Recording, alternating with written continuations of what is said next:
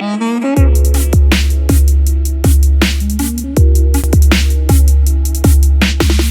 everyone, welcome to our webinar on increasing revenue with Terry Dillon. Good morning, Terry. Morning, Isaac. How are you? I'm good. We've made it just in time, we hope. Good old technology doing its thing. So without further ado, let's open up our slide deck and run through today's agenda on increasing revenue and revenue generation for organisations, sports clubs, and everyone else that needs to increase their revenue. It's a common thread for everyone there that's watching us live. There's a chat section in the webinar room, and there's also some Q&A sections as well, which we'd love you to chime in if you've got any questions or anything else that you'd like to raise with us as we run through the presentation. So today, your hosts are myself, Isaak Dury. I'm the CEO and founder of Tidy HQ, and Terry Dillon, who's the co-founder and managing director at TD Solutions. Together, we've got, well, probably far too much, decades of experience with community organisations and organisations of all size with helping to run operations. So we'll be sharing some of that knowledge and experience with you today. Today's focus will be on revenue and the pressures on us to raise capital in these organisations, challenging the status quo and how to raise that revenue, including sponsorship and the usual other ways that we look at it, and the frequently asked questions that get thrown around with increasing your revenue. So challenges for community clubs. So we've touched on volunteers previously. Today we'll be talking about revenue generation, Terry. We will. Okay, thanks, Isaac. Look, today's, I think for many of our community clubs from elite, semi-elite level and down to grassroots, often the biggest challenge for community clubs is to raise enough funds to pay the bills, basically. I think a lot of my clubs normally have a good handle on what their cost base is, whether it's their affiliation, their various costs to run their club. But often I find where clubs fall short is that they know what they cost, but they don't quite hit their revenue targets. What I've learned in doing this, and you'll see what I've listed the top 5 challenges of community level, top 6 challenges. Revenue is obviously a key component of that. And I find with most clubs, the way they raise money hasn't changed in 30 to 40 years. My background is professional sport. Worked at 2 of the biggest clubs in Australia and Hawthorn Collingwood at executive level for 17 years. So we're basically moulding that model back to grassroots and to semi-elite. And we're now working with 13 to 14 sports. And the model we're putting in place applies to all sports. So today's going to be about revenue. I suppose challenging the status quo of how community clubs raise revenue. And we'll kick into the next slide, Isaac.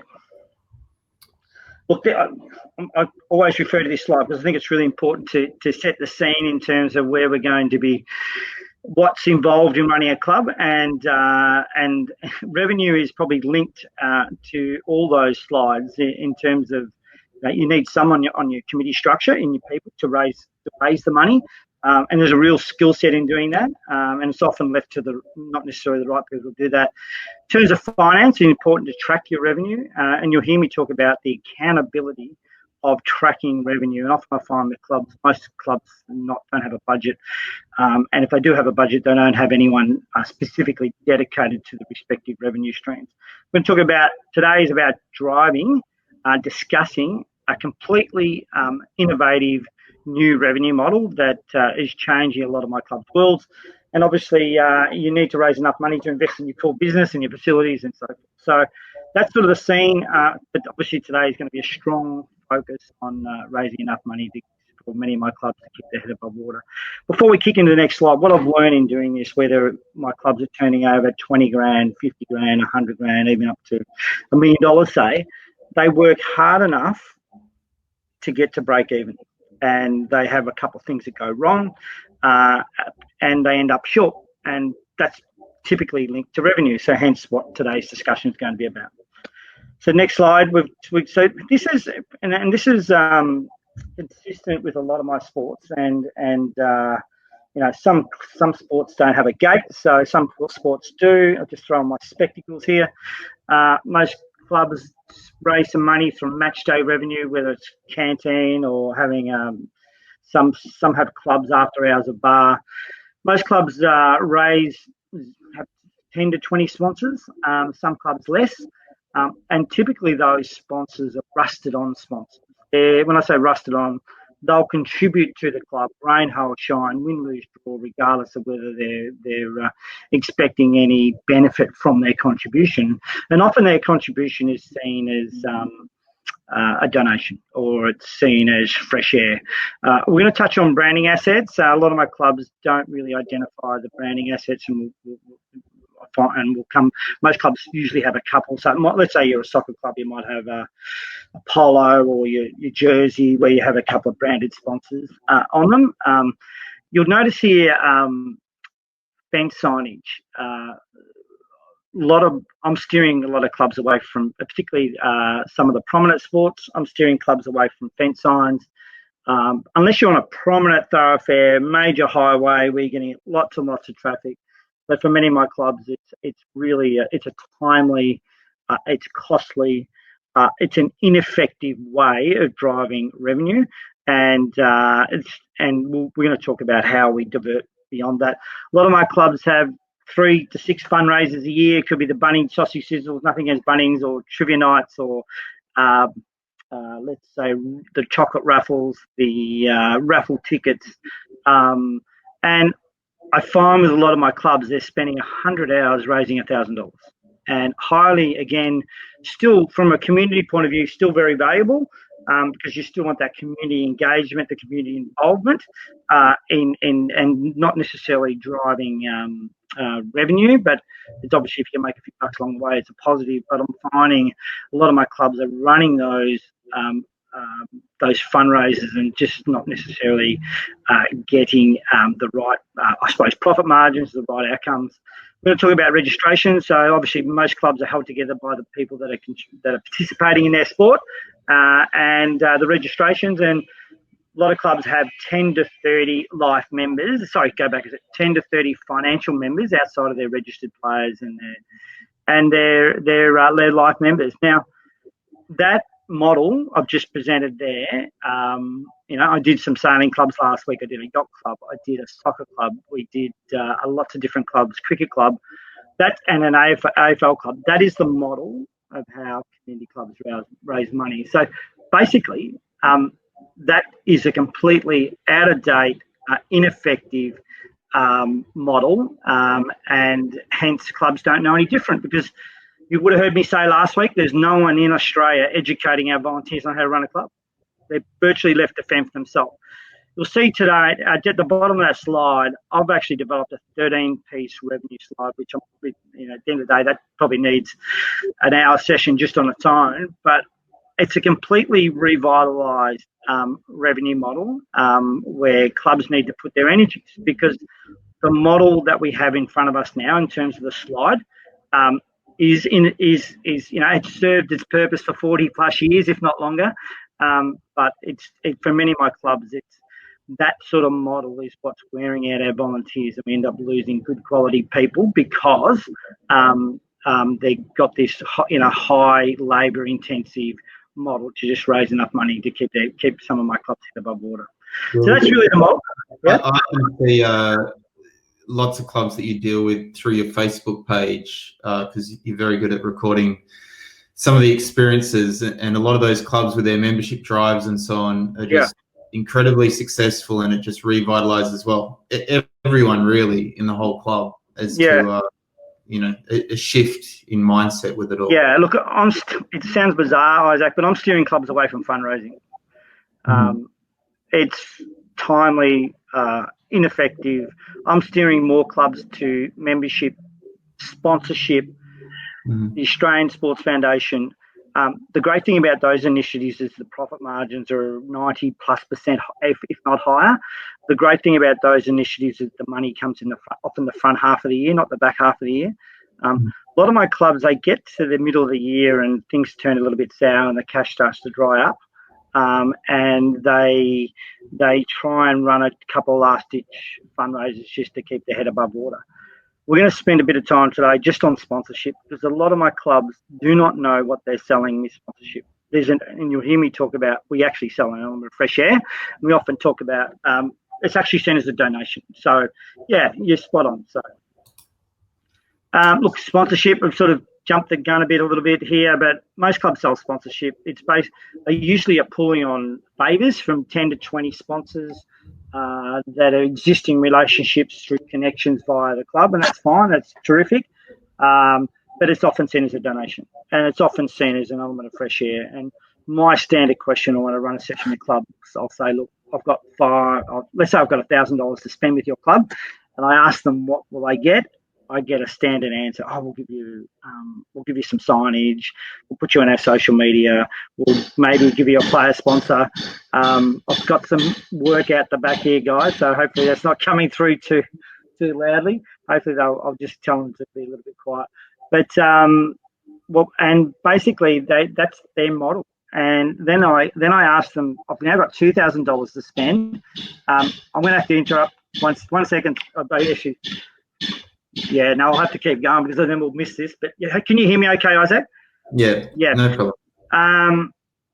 When I ask them if I've got $2,000 to spend, they basically say, they give me the same answer. So again, they don't know what they're selling. So we're going to touch on today. I'm simplifying sponsorship. I suppose I'm bringing my high-level knowledge of working at probably the biggest sport in Australia and simplifying that for community. So with sponsorship, we always talk about that. Up the top, you'll see there's a club profile versus the club profile is a document that explains who the club is, what it's composes of in your number of teams, what you stand on field, off field. In terms of also, we then look at most clubs don't have a formal sponsorship proposal as such, and so they're a separate document. I emphasise that it needs to be a separate document. That often clubs have the club profile document. I might have to beat. Yeah, just 1 second, guys. I think it's safe to say that the club profile document talks about the values of the club, your mission, your value. This is live, and all the perils of going live with the construction crew in the background. So club profile is talking about your mission, and in the community, the sort of members that you attract and retain, what value you're providing back to the community. I find a club profile is really helpful to have. And then what's in a sponsorship proposal, Terry? Look, and that's what the bottom part of this slide is. So again, what are the clubs selling as part of their sponsorship? So I say a lot of my clubs present sponsorship proposals, and it's overcomplicated. So I say to the clubs, well, pick three, just focus on three things. One being branding assets. Identify what your branding assets are. So I did a sailing club last week, yacht club. They looked at their hulls and their sails and their polos, and as an example, identify your number of branding assets you have to sell. So for a soccer club, it might be the jersey or the polos, or some goal post pads. The second piece, which is often a gap, is that most clubs don't have a vehicle where their partners can be promoted, e.g. C for carpenter, E for electrician. So we've developed some really high-class business directory where it promotes all your different partners at your community club, and it could be and this applies to not-for-profits and schools and charities also, and it's a centralised platform, and we typically have it on like a half of A4 being an A5 document. And we've got we potentially could share some of those examples with those that are watching this. But for me, that is a really key piece of the puzzle. And the third piece of the puzzle is some digital revenue, whether that's inside hopefully some sports have clubhouses, some don't, particularly those that have scoreboard opportunities. We're steering our clubs down to three pieces of the puzzle. you'll see in the top left-hand corner we have a sponsorship calculator. So a lot of my clubs, we get them to pick and pack. So, for example, we give a list of 3 or 4 branding assets, 3 or 4 business directories, and 3 or 4 digital opportunities for a potential sponsor, and that's enough. And I think that clubs can really overcomplicate sponsorship. Again, we normally run these sessions in 3 hours, where we'd spend a lot more time in drilling into the sponsorship calculator and actually looking at sample proposals and sample club profiles. So, but again, that is often, as I said, that makes a massive difference. Yeah, that sponsorship calculator is a very simple tool. It's a spreadsheet which you get as part of Terry's workshops, which just lists down the various assets and what have you. And I know that it actually would have been really helpful for me running the various clubs that I've run over the years, because you sort of do it ad hocly, just talking around the committee room table. And it's nice to sort of have a calculator where you can and sort of better understand. Again, it's the same problem, Isaac. No one's teaching our volunteers around Australia on how to run a club. And I'm going to have a little plug here. I end up writing. Hopefully you can see this. But it's actually on my website. It's a free download. I got to the end of last year where we hit 500 clubs, and I thought, there's not one sport in Australia educating our volunteers. So we wrote this book, How Ordinary People Create Extraordinary Clubs. And inside that book is a real focus on revenue. Far more expanded version of what we're touching on today in terms of the importance of the Sports Foundation, the importance of sponsorship and how to go, and how we're diverting away from fundraising. So if those that wish to pursue further, it's a quick download on our website, tdcommunitysolutions.com, but it's over half the book is focused just on revenue and how the traditional age-old model is not quite hitting the mark for community clubs at the current time. Mm-hmm.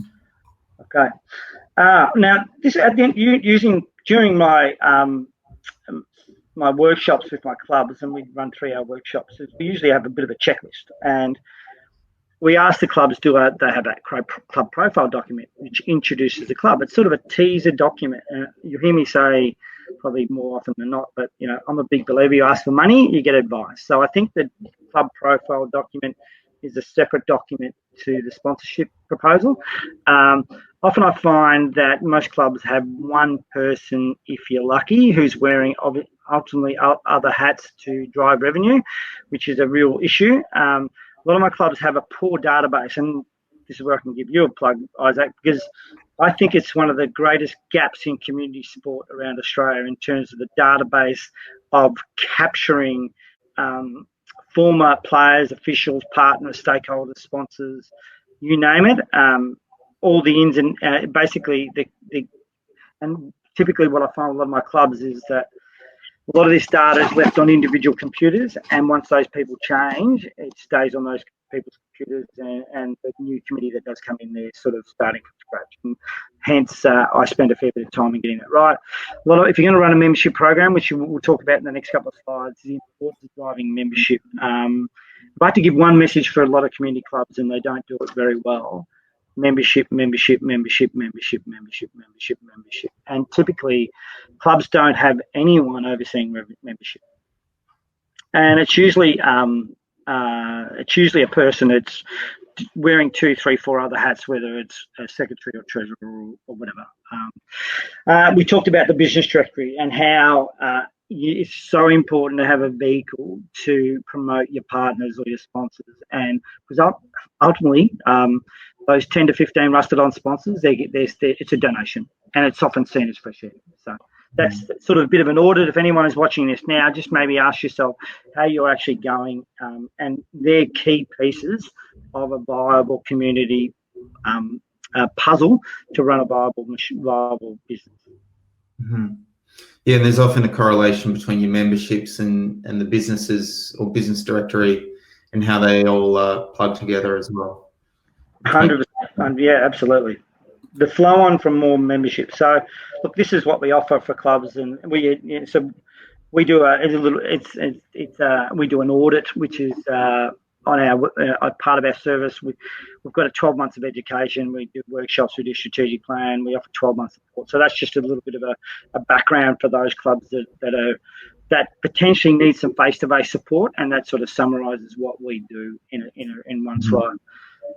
Today, you'll see here, this is our education we've developed over the last 5 years. The area in red is really the education on how to do things properly.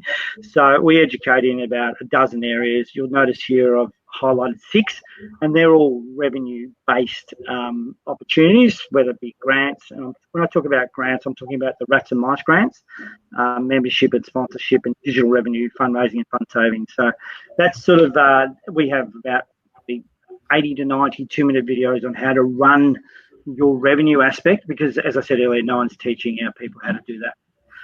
Yeah, revenue, obviously we're skipping through it very, very quickly this morning, but we're just touching on the tip of the iceberg to what Terry sort of talks about more broadly around all the different streams of revenue that can flow in for your organisation. Yep.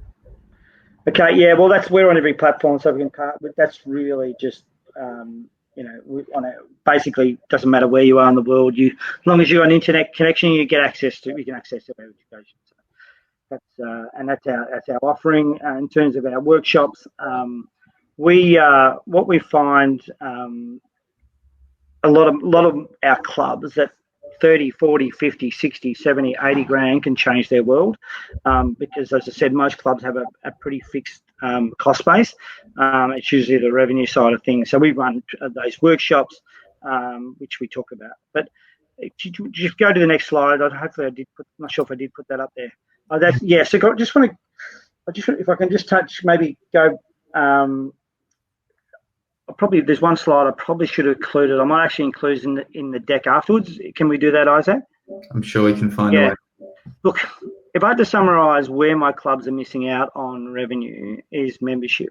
And typically they don't have a membership program outside of their life members or their general, their small membership base. And there's 2 key angles. Obviously, a lot of clubs don't tap into their registered players to drive membership. Also want to tap on about the importance of the Australian Sports Foundation. Every single club in Australia should be registered with the Australian Sports Foundation, and it's a federal government body that allows for tax deductible donations, and sometimes it's far more advantageous for potential partners to steer funds rather than directly come into the club, direct to the ASF. So I'll give you one example. If Terry Dillon donated $1,000 to my community club, I could not get a tax deduction for that if I donated directly to the club, because the club is not a charity. It's not a deductible gift recipient. But however, if you register the ASF, AustralianSportsFoundation.org.au, every single club can generate potential tax deductible donations. Now, the world has changed in this space in the last 2 or 3 years, where it used to be all facility focused or project driven focused. It's now open far broader. The ASF have really opened that up, and basically it can be opened up to anything that you're acquitting. If you're acquitting jerseys or singlets or water bottles or you name it, and let's say you've got 100 grand to run your club, I'm assuming there'll be a good percentage of that that you could acquit through the foundation. And if, just give an example, let's say Terry Dillon, he donates, or not maybe you, Isaac, maybe you're on the highest tax bracket, but if you donated $1 to your sporting club, and you can't get a tax deduction, but if you go to the ASF and you are on the highest tax bracket, you could get potentially 45 cents in the dollar as a tax deduction, which means potentially some of those people could contribute $2 instead of the $1. A lot of my clubs, I steer them to a couple of good fundraisers. A lot of my clubs are doing 5 or 6 fundraising efforts. We steer them to 1 or 2 that are making 5-figure sums. I always say, anytime you make 5-figure sum at community level, it's a terrific outcome. They're difficult in the current landscape, and often we find that the days of getting a 5-figure sponsor at community level are rarer than hen's teeth. So we have to be far more creative in terms of how we generate revenue. So if I had a bigger session, we've got this 13-piece revenue model that focuses on match day revenue or game day revenue. It focuses on membership. It focuses on sponsorship. Now, when I talk about sponsorship, whatever your business model is, let's say you turn over 100 grand. To have a viable and sustainable long-term model, your sponsorship, which includes branding, your directory, and any digital revenue you can generate, should be approximately 25 to 30% of your turnover. A lot of my clubs are at 5 to 10% because they don't know what they're selling. So it's about providing the vehicle where you can promote the sponsors in a platform that taps into your membership base. And normally my rule of thumb, and that's where the sponsorship calculator comes in, if you've got 100 players, or let's say you've got 200 players, my rule of thumb is for every player or registered player you have in your sport, there's 2 people that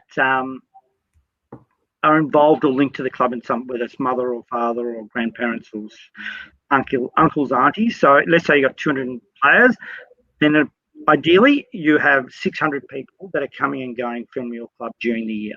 Now that's a market. A lot of my clubs are not tapping into their market. A lot of my clubs are not merging. Sometimes there's a junior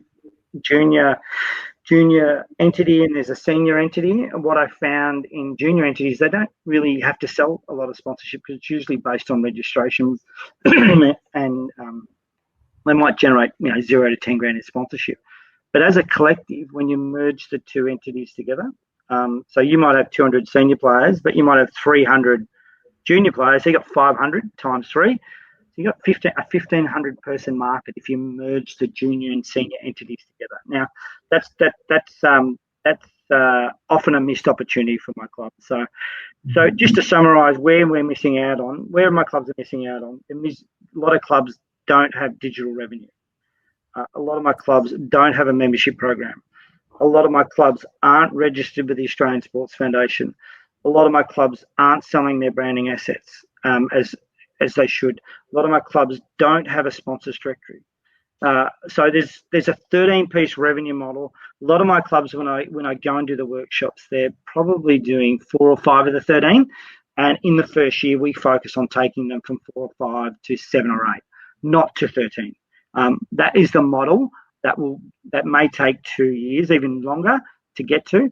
But we find the new model reinvigorates. They're working smarter, not harder, and they're basically generating extra. For some of my clubs are 30 to 70, some a lot higher, grand per year. And I don't use those numbers lightly because it's just that they're using that old-fashioned model, that old-fashioned slide that I talked about very early on this presentation, because, again, they don't know any different, and it's not their fault. And my role is, I suppose, to bring nearly 20 years of working in the highest level of Australian sport and simplifying that for community. And we are finding it just brings the group alive, and it gives them some focus, because a lot of them, it's like a big forest. They don't know where to start. And what we bring to the table is not necessarily rocket science, but a lot of my clubs do struggle to pull that together. And that's why we've had so much success, and that's why the demand for what we do is so high, because there's a lot of, and we're working with the best people in the world, because 99% of the people that I deal with, maybe a little bit different for Isaac, but are doing it in the goodness of their own heart, in terms of their volunteering their roles, their time and their effort. And I just see a lot of burnt out, and we're losing good quality people to the market because they're juggling family, club and work, and very rarely do I see anyone get through right at the one time. So that's the challenge. We, as I said, we've well broken through 750 clubs, and the strength of being in that many clubs is that we get to see the good, the bad, and the not so good, and we just pick out all the good stuff, and we relay that accordingly. So we've said a lot, but again, that old-fashioned model, completely out of date. Look at the book that I, as you said, use a free download, and you can download how you can do things differently. But in essence, if you need any extra support, there's our number. You can ring me directly on that number, or there's an info and Isaac's email address is there as well. So over to you, Isaac. Yeah, thank you. there's like I said previously, we're only sort of touching on the tip of the iceberg of the revenue discussion. There's a whole lot to cover and a whole lot of different angles. At Tidy, we obviously see a huge range of organisations. You know, they're all non-profit groups that we deal with, and they all have revenue challenges at different scales, mind you, but effectively they're all the same. And all the different things that you sort of bring in and the different tools that you provide, it'll work for a club that's turning over thousands or tens of thousands up to hundreds of thousands and more. Right. And that's the range that we see as well with these organisations. Like Terry said, there's some resources that you can download on his website, which is right there, tdcommunitysolutions.com.au. You can find us at tidyhq.com. Together, you can see how the two services, or why Terry and I caught up, because Terry is talking about I suppose, how those sorts of things plug together, and we provided the tool and the platform to plug together memberships and websites and PDFs and all the rest of it. Thank you very much for joining us today on our webinar about increasing your revenue easily. Hopefully it's been helpful. Please provide any feedback through Facebook or YouTube or wherever you've seen this webinar today. Thank you, and have a fantastic day. Okay, thanks guys. Thanks, Isaac.